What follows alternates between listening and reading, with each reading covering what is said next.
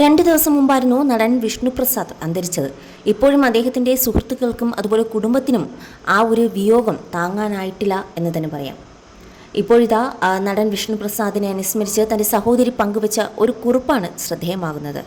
വിഷ്ണുപ്രസാദിൻ്റെ മരണം കുടുംബത്തിന് തീരാ നഷ്ടമെന്ന് പറയുകയായിരുന്നു. തൻ്റെ മാതാപിതാക്കളെ നഷ്ടപ്പെട്ടതിൻ്റെ മുറിവുകൾ ഒരിക്കലും പൂർണ്ണമായി ഉണങ്ങിയിരുന്നില്ല. ഇപ്പോൾ വിഷ്ണുപ്രസാദിൻ്റെ മരണം തൻ്റെ ഹൃദയത്തിൽ മറ്റൊരു ആഴത്തിലുള്ള വേദനയായി മാറുന്നു. താൻ തനിച്ചായിരുന്നപ്പോൾ പോലും ജീവിതത്തിൽ മുന്നോട്ട് പോകാൻ ശക്തി നൽകിയത് വിഷ്ണുപ്രസാദ് ആയിരുന്നു. തൻ്റെ 2 പൊന്നോമനകൾക്ക് വേണ്ടി ഒരു പൂർണ്ണമായ ജീവിതത്തിലേക്ക് മടങ്ങി വരാൻ മാസങ്ങളും ദിവസങ്ങളും അവൻ ധീരമായി പോരാടി.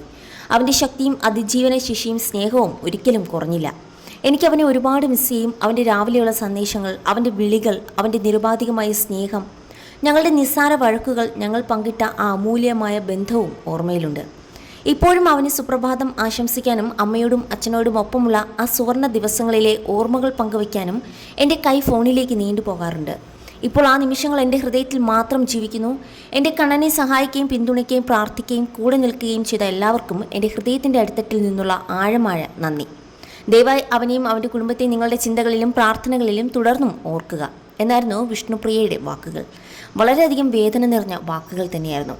ആ കുടുംബത്തിന് ഒരിക്കലും ഇത് താങ്ങാനാകില്ല. തൻ്റെ പൊന്നോമനകൾക്ക് വേണ്ടി ജീവിച്ച ആ നടൻ, തൻ്റെ അച്ഛന് കരൾ പകുത്തു നൽകാൻ തയ്യാറായ മക്കൾ, ഒരിക്കലും അവർക്ക് ഈ വേദന താങ്ങാനാകില്ല.